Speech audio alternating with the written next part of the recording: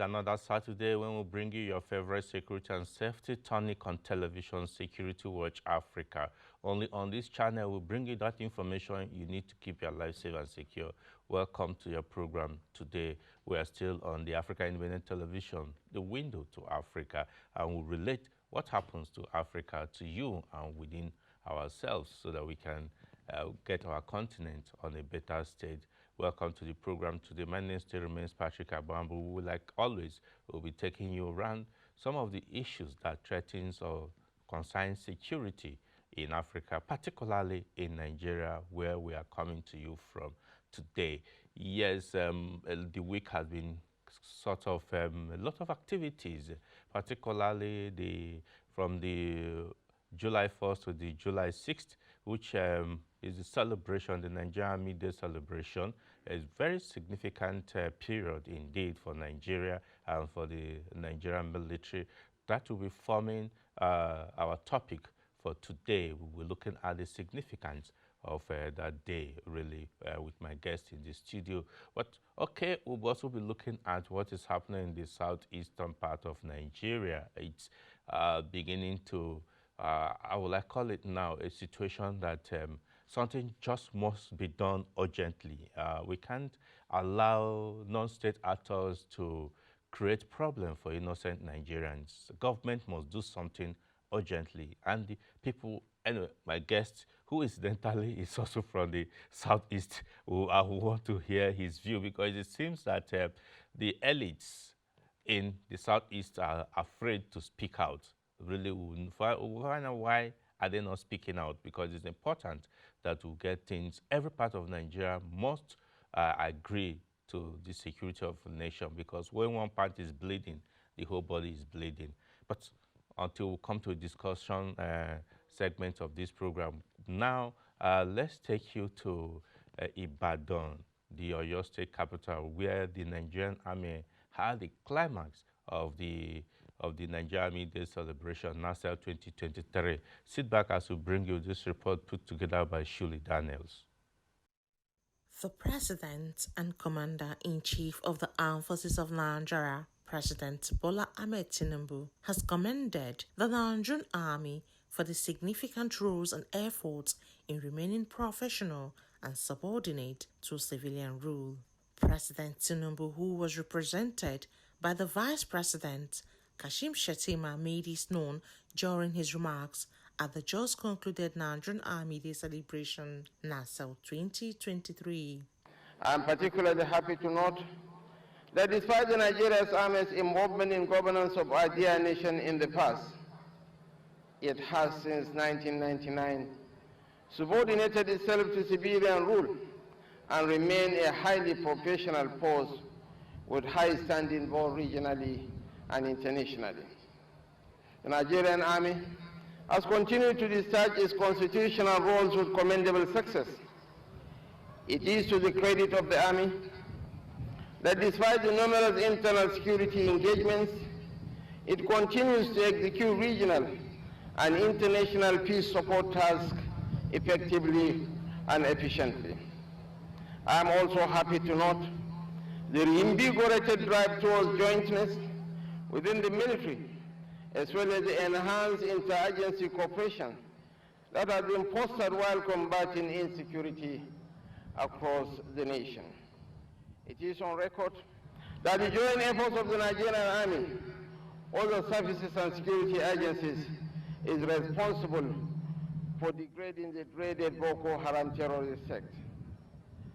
This commendable act has also been replicated in ongoing efforts to decimate bandits, secessionists, and other criminal elements trying to disrupt the peace and stability of the nation. President Tinubu, who was the special guest of honor at the 160 years of formation of the Nigerian Army, which climaxed in Ibadan, the Oyo State capital, also expressed delight on the laudable achievements recorded by the Nigerian Army, despite the sacrifices and some officers and soldiers paying the supreme price. It is pertinent to mention at this point that the laudable achievements recorded by the Nigerian Army has come at a heavy cost to manpower and other resources. Several gallant officers and soldiers have lost their lives, while others have sustained various degrees of injuries, including cases of permanent disability. I take this opportunity to once again extend my heartfelt condolences to the families of those personnel who paid the supreme price in the cause of safeguarding the sovereignty and unity of our great nation. I implore all Nigerian Army personnel to remain resolute and be reminded that their sacrifices shall never be in vain. I further urge you all to always be guided by international best practices, especially extant humanitarian laws and rules of engagement while conducting operations. The President used the occasion to reassure members of the Nigerian Army and the entire armed forces of his unfiltered commitment. As a responsible government, we are conscious of the security concerns of the citizenry. As such, I wish to reassure you of our resolve to defeat all threats to national security within the shortest possible time. Let me at this point reiterate that my administration will continue to do everything within its constitutional powers to ensure the safety of law-abiding citizens as well as the unity of our country. As for the members of the Nigerian Army and the entire armed forces, I assure you of unfettered commitment to your welfare. I am aware of the issues of inadequate equipment and insufficient funding, amongst other factors constraining your operational efficiency. The federal government, under my leadership, has instituted a phased mechanism that will comprehensively address these shortfalls consistent with established national security objectives. The special guest of honor was full of appreciation for the Chief of Army Staff, Major General Taoreed Abiodun Lagbaja, for the organization of the Nigerian Army Day Celebration 2023 and congratulated all serving and retired Army personnel for the successful 160 years anniversary. My remarks will be incomplete without commending the Chief of Army Staff for his proactive posture in organizing this well-packaged NATSEL 2023, especially as he only recently assumed office. This government feels the pulse of your readiness as opposed to tackle all existential security challenges. I assure you that we will continue to support all laudable initiatives that have been put in place in the pursuit of national defense and security of our nation. I wish to congratulate all serving and retired Army personnel on this auspicious celebration of the 106th years anniversary of the prestigious Nigerian Army. We appreciate the services and sacrifices of our heroes past and those still alive, without whose efforts our existence as a nation will have been in jeopardy. While welcoming dignitaries and participants at the event, the Chief of Army Staff, Major General Taoreed Abiodun Lagbaja, noted that NASL provides opportunities for the Army to reflect on its future. I'm glad to inform you that the Nigerian Army has come a long way and is living up to its assigned constitutional roles. We have continued to contribute to domestic and global security through internal security as well as peacekeeping operations. It is through our concerted efforts that the activities of insurgents, terrorists, bandits, and other forms of criminalities that threaten the very corporate existence of this country have been greatly reduced. The Nigerian Army has also made tremendous progress in the areas of professionalism, administration, and cooperation among sister services and other security agencies. I want to seize this opportunity to convey our sincere gratitude to Mr. President, Commander-in-Chief of the Armed Forces of Nigeria, Asiwaju Bola Ahmed Tinubu, Grand Commander, Order of the Federal Republic, for his constant support and inspiration. July 6th of every year is significant in the history of Nigeria, as it is not only to mark the first shot fired which began the Nigerian Civil War in 1967, but it also served to remind Nigerians of the value of unity and price paid by the Nigerian Army to keep Nigeria as one. Today's Nigerian Army is a prestigious army which was formed 160 years ago by Lieutenant Glover of the Royal Navy and known then as Glover Hausas. It was later known as West African Frontier Forces in 1889. Since then, it has transformed into the Nigerian Regiment, Queen's Own Nigerian Regiment, and Nigerian Military Force. The growth and development of the Nigerian Army has witnessed increase in strength from 10,500 to 250,000 of all ranks and is now growing even bigger and playing lead role in national security and international assignments. Shirley Daniels, reporting for Security Watch Africa. Welcome back. It was quite a glorious moment in Ibadan, your state, when the climax of the celebration. It was a week-long celebration that started from giving humanitarian services, medical outreaches, commission of projects, community projects. So much was done in 1 week. There was a lecture, there was a media executive interaction or engagement with the Chief of Army Staff. It was quite a wonderful experience, particularly on the final day where a lot of activities and displays took place. In subsequent editions of this week, we will bring you those activities. Like I said, we'll be looking at the significance of the July 6th in Nigeria. But as we speak right now in Lagos, the immediate past Chief of Naval Staff, Vice Admiral Awal Zubairu Gambo, is being pulled out formally from the service. You recall he handed over about a week ago in Abuja to his successor, Rear Admiral Emmanuel Ogala, and now Gambo is being pulled out to continue to formally start his civilian life wherever he chooses. But like he said, he will always be available to support the security of Nigeria. I think we have a bit of the sound or the video of this. He obtained his first primary school leaving certificate from Gwagwa Primary School, Kano.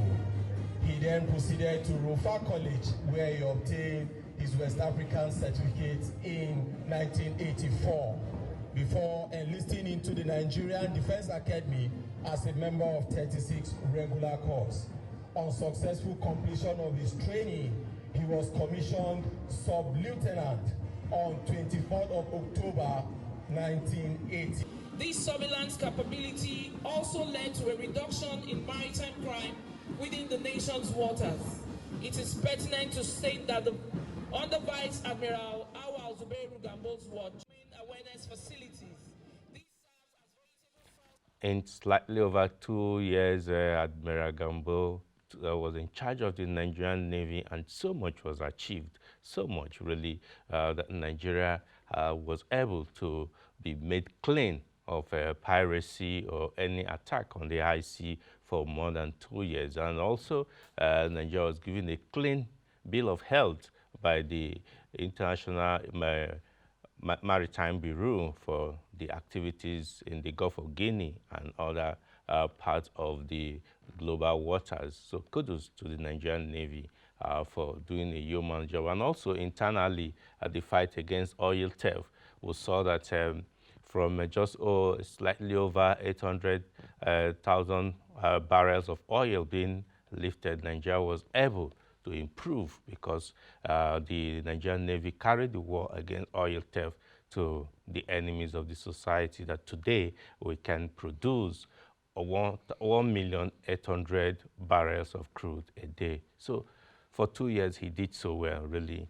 I must commend him and wish him well in his new assignment. Yes, let me introduce my guest in the studio talking about Chimezie Amanyadike, who is a social commentator, and he has, in fact, is part of the Security Watch team now because for more than so many weeks he's been here with us. It's a pleasure to have you. Thank you today. very much. Yes, so much to be said, but let's quickly see what we can do in the short time that is left. One, our topic is looking at the significance of the Nigerian Army Day celebration. But what would you say about, to me, there's no word to describe the madness that is taking place in the Southeast, where more than 10 days have been declared for sit at home. Please, can you tell me what you think, what can you make of what is happening over there? It's sad, and it's something that we talked about years ago when the animosity against the former president of Nigeria erupted. And then there was this cultural hate that was inseminated across the various members of society in the Southeast. It metamorphosed from mere political opposition to becoming an ethnic bias against him and against his own ethnic group. And as it kept being encouraged, as it kept being, improved upon, we kept shouting, we kept warning that we are one nation, we are one country, we cannot divide, we cannot continue this way. And those of us that stood against this hate, that stood against the animosity, we are called all sorts of names like Ifulefu, we are bastards and all of that, pardon my language. And we kept saying that, see, this is a mad dog you are training. One day when it doesn't see meat anymore, it will turn around and attack the owner. And unfortunately, when it started, I remember a particular video, I think about last year, when some members of the unknown gunmen paraded in a particular street in Owerri, Imo State, where I grew up. I spent over 25 years of my life on that particular road, and I saw residents of that area praying for those gunmen. Hailing them. They were not just hailing them, they were actually praying for them, blessing them. I looked at it and I laughed and I said, by the time this thing turns back, you will find out that the poor will always become the first victim of such social conflicts and all of that. The reason why that act resonated with me was because I grew up on that particular street in Owerri, and it was a very painful thing to watch for me. Each time I remember it, I'm like, anyway, when the time comes, when the chickens come home to roost, we will all be here to count our losses. Unfortunately, some of us are still living in denial in the Southeast until this particular spate of events occurred. Markets being attacked, schools being shut down, all sorts of violent attacks going on against the so-called people you claim you want to liberate. And I keep asking, for how long would we want to live in denial over this issue? You cannot expect the elites to come out and talk because they themselves feel scared, of talking.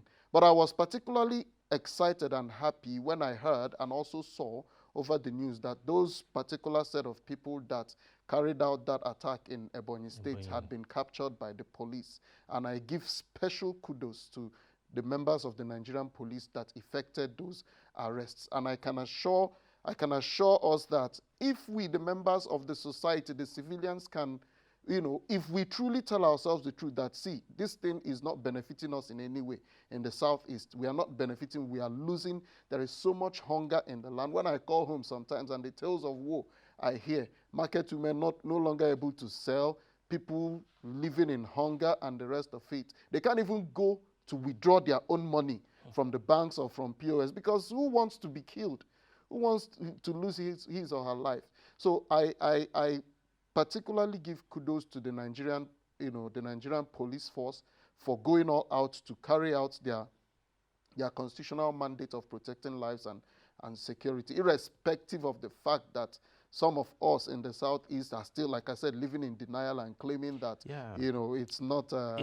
It's disturbing, quite disturbing, because even the executive governor of Enugu State, Mba, Mr. Peter made attempt to say, listen, no, this, we don't need it, we're Yes. losing so much money. Yes. In Anambra, just last week, we saw the Senator Oba Funny, try but- to see what to do to Yes. ensure that this is not complied. But Yes. it seems that all these are not being respected by these citizens themselves. It has become a cultural thing. In Igbo, we say that when an abomination stays for too long, it becomes part of culture.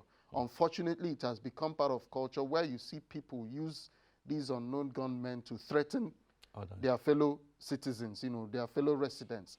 If you and someone have an issue, the next thing they will threaten you with these guys, and next thing you get attacked or something, or they issue a warning or something. It has become part and parcel of the culture over there. But I know that action, if decisive action is taken, definitely it will be curbed. Yeah, I remember that a few months, I think 2 years back, the Yes. former president did say, listen, the language they understand, we'll speak it to them. Yes. And there were deployment of military to Yes. provide security, but the Yes. people also rose up and condemned it. Yes, and that's why I said, unfortunately, I went for a program in the Southeast earlier this month. I interacted with some of my people I grew up with because I did a stopover in Owerri, and interacted with some of the people, and the denial that I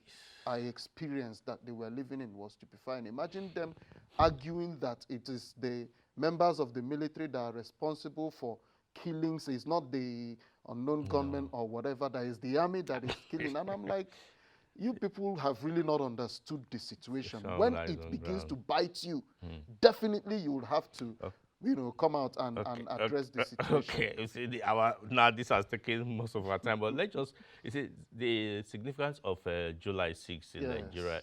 July 6th was 1967 was exactly the day the first shot was fired to make sure that Nigeria is one.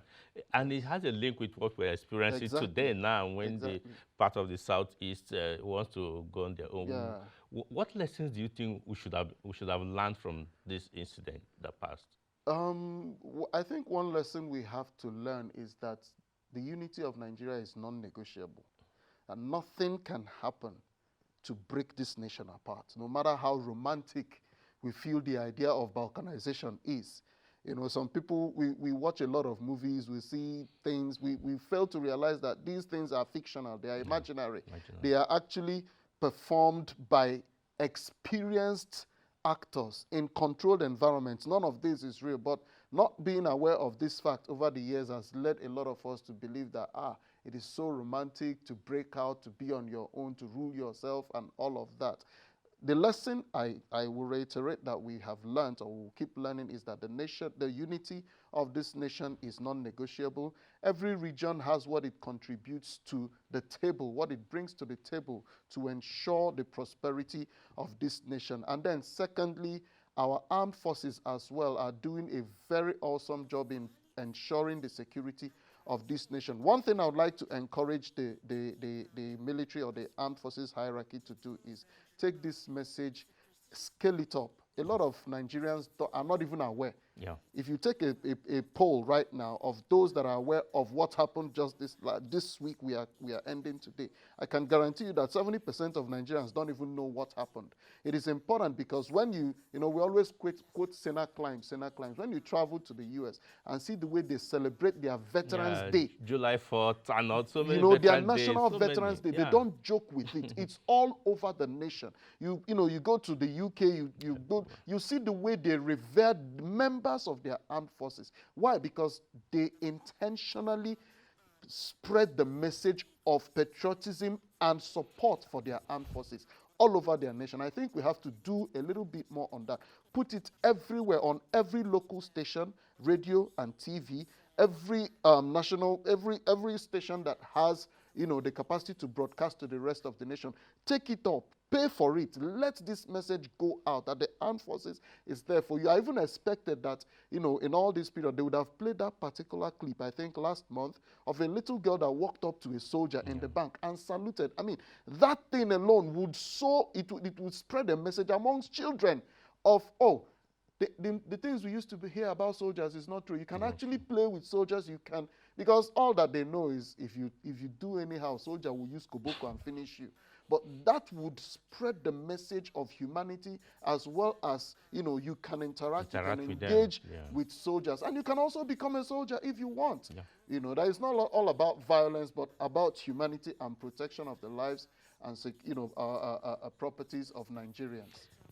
Unfortunately, I'm getting signed that we must leave because other program, but we really touched it there. I think we must continue with this interaction because it's very, very important. Particularly, let's watch what will happen unfold in the Southeast, and also the issue you talked about how we can celebrate these men who It's make sure very that important. we all are safe and protected. It's a pleasure having you again in the studio. Here. Thank you Pleasure so is much. Thank you. Yeah, viewers, if you are joining us, sadly we have to leave for other programs to continue, but you can follow us on all our social media platforms.